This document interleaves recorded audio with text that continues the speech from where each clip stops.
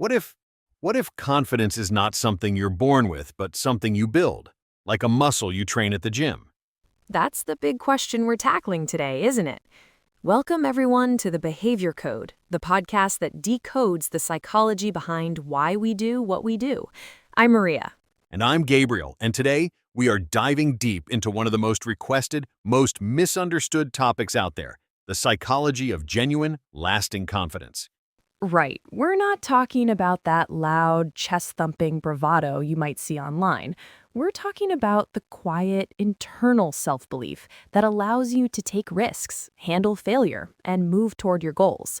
We'll be looking at self-belief, body language, those tricky cognitive biases. And, most importantly, we're going to give you some practical tools, because the whole point of this episode is to prove that confidence is a skill. It's something you can learn, practice, and build, no matter where you're starting from. Our goal today is to give you a blueprint, a warm, insightful, psychology-grounded blueprint. So let's get into it. Okay, so first things first, we have to kind of redefine confidence. I think so many of us think of it as a fixed personality trait, you know? Like you're either a confident person or you're not. Right? Like it's just a setting you're born with. And if you weren't, too bad. Exactly. But the research sees it very differently. It's a psychological state. It's a belief in your ability to handle a situation or succeed at a task. And because it's a state, it ebbs and flows. It's not permanent. That's such a huge distinction. And I think we often get it tangled up with other terms, right? Like self-esteem versus self-efficacy. What's the actual difference? I think that's a comfort to a lot of people. It means you're not unconfident just because you have a moment of doubt. I might feel perfectly confident giving a presentation on a topic I know inside and out, but put me on a dance floor, and that confident state evaporates instantly. Great question, because they're related, but they're not the same. So think of it like this. Self-esteem is your overall sense of self-worth. It's how much you like or value yourself as a person. It's the big picture. Like, I am a worthy person. Okay, that's the general feeling about yourself. Mm-hmm. Then there's self-efficacy. That term was coined by the psychologist Albert Bandura, and it's much more specific. It's your belief in your ability to execute a specific task. You could have high self-efficacy for, say, cooking a meal, but really low self-efficacy for doing your taxes. So it's task-dependent. That makes so much more sense. Totally. And confidence is kind of the felt experience of that self-efficacy. It's the trust you have in your skills in the moment. It's that feeling of, I can handle this. So you can have high self-esteem overall, but still lack confidence in a brand new situation. Which is so freeing because it means you're not flawed if you don't feel confident about everything. It just means you haven't built the evidence for it yet. It's a skill shaped by doing. Precisely, which leads us right into the science behind it. Because Bandura's theory of self-efficacy is really the foundation here. He argued there are 4 main sources of it, but the most powerful one by far is what he called mastery experiences. Mastery experiences. That just means successfully doing something, right? Yep, it's that simple. Every time you succeed at something, especially something you found challenging, you are literally rewiring your brain. You're creating a new neural pathway. Your brain logs that experience as evidence and says, oh, okay, we did that and we survived. We can do it again. And there's a neurochemical component to this too, right? With dopamine? Oh, a huge one. Dopamine isn't just about pleasure. It's the molecule of motivation. When you set a goal and achieve it, even a tiny one, your brain releases dopamine. That dopamine hit feels good, and it reinforces the behavior. It makes you want to do it again. So small wins aren't just a nice self-help phrase. They're actually neurochemical training sessions for your brain. They are. They are creating an upward spiral or an upward momentum. Think of it like trying to push a heavy flywheel. The first few pushes are incredibly hard. You barely see it move. But once it starts turning, each push adds to the momentum, and soon it's spinning with very little effort. That's a great analogy. The first time you go to the gym, it's agonizing. The 100th time, it's just part of your routine. You've had 100 small wins. Exactly, and each of those small wins provides the fuel for the next one. This process is so important that it actually has a name. Psychologists call it the confidence loop, or sometimes the competence confidence loop. It's so true. And building on that, while those personal small wins, the mastery experiences, are the most potent, Bandura actually identified 3 other ways we build confidence. It's a full ecosystem of belief building. Okay, break that down for us, the confidence loop. An ecosystem, I like that. So it's not all on us to just grind it out. What are the other parts of that ecosystem? It's a simple 4-step cycle. First, you take an action, even a small one. Second, that action produces evidence or feedback. Maybe you did it perfectly, maybe you made a mistake, but you learned something. Third, that evidence shapes your belief about your capabilities. And fourth, that new belief encourages you to take more action. Well, the second source is vicarious experiences, basically watching someone else succeed at a task. When we see someone similar to us accomplish something, our brain thinks, hey, if they can do it, maybe I can too. It's why role models and mentors are so incredibly powerful. Action, evidence, belief, more action. I see by it. And this is why waiting to feel ready is such a trap, isn't it? People are waiting for the belief part to just magically appear before they take the action part. That's so true. Seeing someone you relate to succeed makes the goal feel achievable, not like some impossible dream. It pulls the goal into the realm of possibility for you. You are 100% right. It's the single biggest mistake people make. They think, I'll start my business when I feel more confident, or I'll speak up in meetings when I feel ready. But the feeling doesn't come first. The action comes first. The feeling is a result of the action.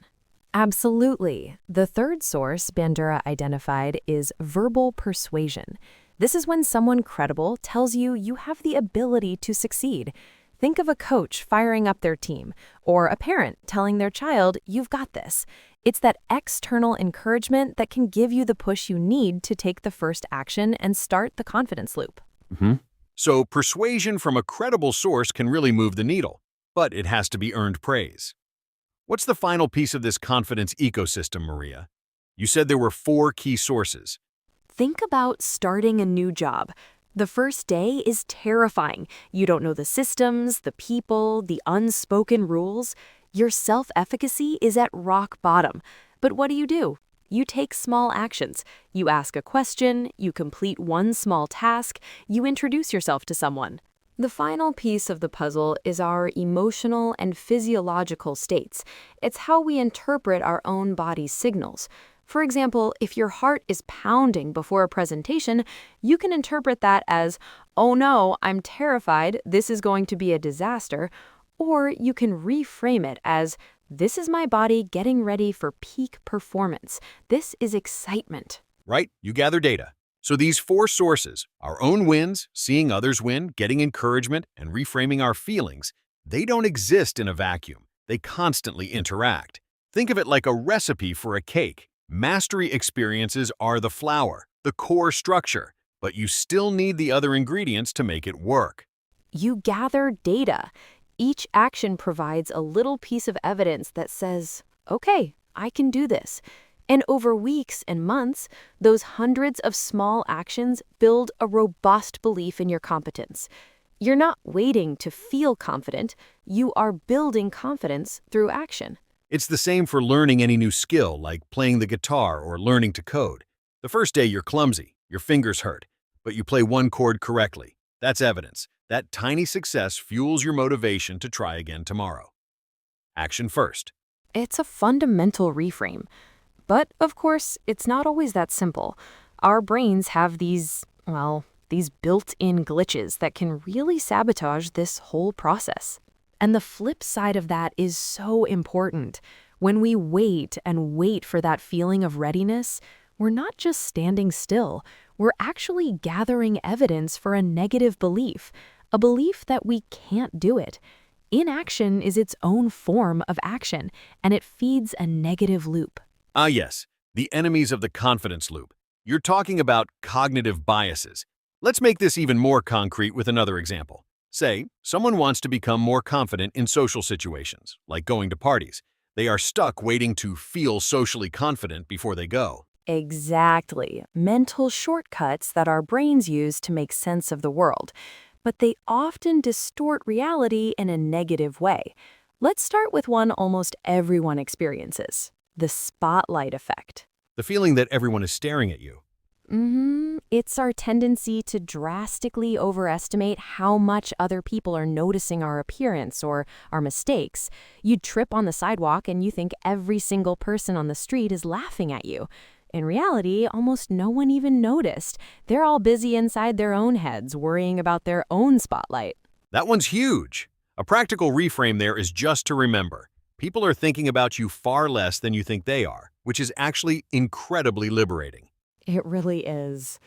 Okay, what about the big one, imposter syndrome? Ugh, yes. The feeling that you're a fraud and you're going to be found out at any moment, despite all the evidence of your accomplishments. It's particularly common among high achievers. Right, because they dismiss their successes as luck or timing, or they just don't know the real me. The reframe here is to start keeping an evidence log. Actually write down your accomplishments, positive feedback, moments where you overcame a challenge. It forces you to confront the objective data instead of relying on a distorted feeling. That ties into the third one, confirmation bias, which is our tendency to look for, interpret, and remember information in a way that confirms our pre-existing beliefs. So if you believe I'm bad at presentations, you will scan for every yawn, every person checking their phone, and you will completely ignore the 9 people who were nodding along and engaged. Your belief becomes a self-fulfilling prophecy. The reframe for that one is to actively seek disconfirming evidence. Before you conclude that went terribly, challenge yourself. What's one piece of evidence that it went well? It forces your brain to break its negative feedback loop. These cognitive tools are powerful, but it's not just about the mind, is it? There's a profound connection between our body and our feelings of confidence. It's so important to remember these are features of the human brain, not your personal failings. Your brain is a meaning-making machine, and it loves to find patterns, even when they're not really there. These biases are just the brain trying to be efficient, but sometimes its efficiency creates these distortions. Absolutely. The body-mind connection is a two-way street. We know that feeling anxious makes you hunch over, but research also shows that hunching over can actually make you feel more anxious. Your physical posture sends signals back to your brain. This is where the whole power posing idea came from. Now, we should be clear that research has been debated, and some of the original claims, like it changing your hormones, haven't held up well. Right? That's an important caveat. But what the research does consistently support is that adopting an expansive, open posture can make you feel more powerful and confident.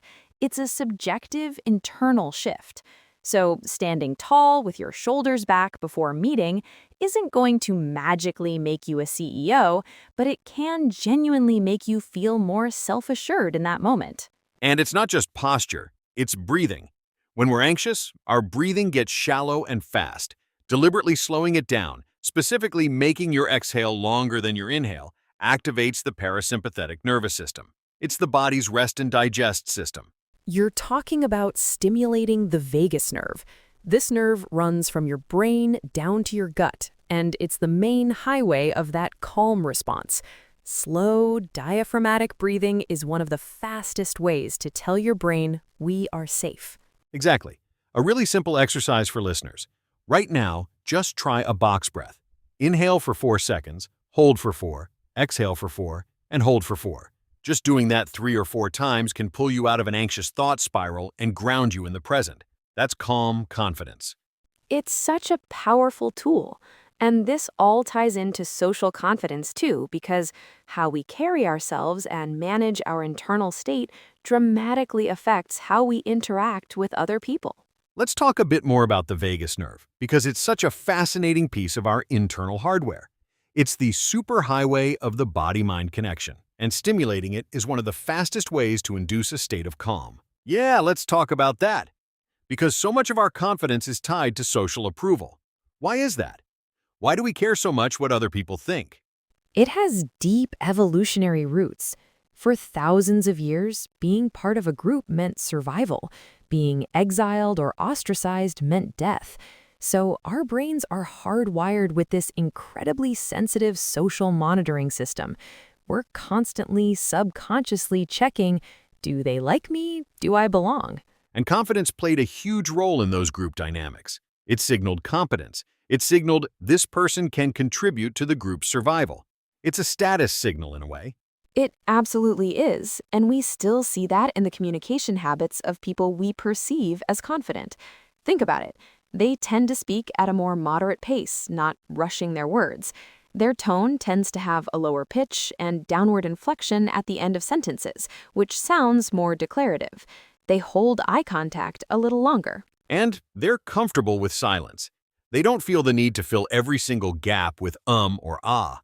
That's a huge one. It all adds up to what psychologists call presence. The psychology of presence. I love that term. It's the quality of being focused on the here and now, not trapped in your head worrying about what to say next or what the other person is thinking. It's when you're fully engaged in the conversation, and that creates a powerful sense of confidence. Which is the opposite of what most of us are doing most of the time. We're trapped in our heads, which brings us to the modern-day confidence killers. Let's dive a little deeper into presence. A core component of it is getting out of the spotlight effect we mentioned earlier. When you're truly present, you're not imagining what the other person is thinking of you. You're actually listening to what they're saying. Let's name them. Killer number 1 has to be overthinking and rumination. That's when you get stuck in a loop, replaying a past mistake or worrying about a future event over and over again. It's like a hamster wheel for your brain. And it crushes confidence because it magnifies failures and shrinks successes. An interruption strategy here is something called cognitive diffusion. It's just noticing the thought, labeling it. Ah, there's that worry again, and then letting it go instead of getting tangled up in it. Okay, killer number 2, and it's a huge one today, the comparison culture, especially fueled by social media. We are constantly seeing the highlight reels of other people's lives and comparing it to our behind-the-scenes mess. It's an unwinnable game because it's not reality. The strategy there is a conscious shift from comparison to inspiration or appreciation. Instead of, why isn't my life like that? Try, good for them. That's inspiring, or just put the phone down and focus on your own path. And the third killer, perfectionism. Which sounds like a good thing, but it's really a fear response in disguise. It's the belief that if we can just do everything perfectly, we can avoid judgment and failure. But it leads to procrastination because we're too scared to start something we can't do perfectly. And it stops us from taking action, which, as we know, is the first step in the confidence loop. The way to interrupt perfectionism is to embrace a good enough mindset. Aim for B- work on the first draft. Give yourself permission to be a beginner. All right, so we've torn confidence down, we've seen what kills it. Now let's spend our last few minutes on how to build it back up. The practical what do I do tomorrow section. Let's add one more killer to the list, the all or nothing mindset. This is where you see things in black and white. If you're not a complete success, you're a total failure. If you get one piece of negative feedback, the entire presentation was a disaster. Yes, let's do it. So my favorite concept for this is what I call the reps of confidence. Just like at the gym, you don't build muscle by lifting 1,000 pounds once. You do it with small, consistent reps over time. Small daily behavioral reps. What does that look like? It's choosing one tiny action that a confident version of you would take and doing it. Maybe it's making that one phone call you've been dreading, or speaking up for just 5 seconds in a meeting, or making eye contact with the barista. Tiny, manageable actions that feed the confidence loop. This connects to another powerful idea, identity-based confidence. Instead of focusing on the outcome, You focus on the identity you want to build. You ask, who is the person I want to become? And then, what would that person do in this situation? Yes, James Clear talks about this in Atomic Habits. Every action you take is a vote for the type of person you wish to become. Every time you choose to go to the gym, you are casting a vote for I am a healthy person. Every time you choose a small, confident action, you are casting a vote for I am a confident person. And at the core of all of this is self-trust. Confidence is really just the reputation you have with yourself. Every time you say you're going to do something and you do it, even just keeping a small promise to yourself, you build that reputation. You build self-trust. I love that. So let's give our listeners a simple 3-step daily confidence ritual they can start with. Step 1, in the morning, decide on one tiny confidence rep you will do today. Something small that moves you just outside your comfort zone. Step 2, do it. Sometime during the day, take that action. Check it off the list. And step 3, this is the most important. At the end of the day, take 30 seconds to acknowledge that you did it. Actually say to yourself, I did the hard thing today. I kept my word. You have to consciously log the evidence to complete the loop. And another crucial part of building lasting confidence is to be very intentional about who you spend your time with. There's a concept called social contagion. We catch emotions and attitudes from the people around us. If you're surrounded by people who are cynical, anxious, and constantly complaining, that will rub off on you. But if you surround yourself with people who are supportive, growth-oriented, and who believe in you, that's a powerful tailwind for your confidence.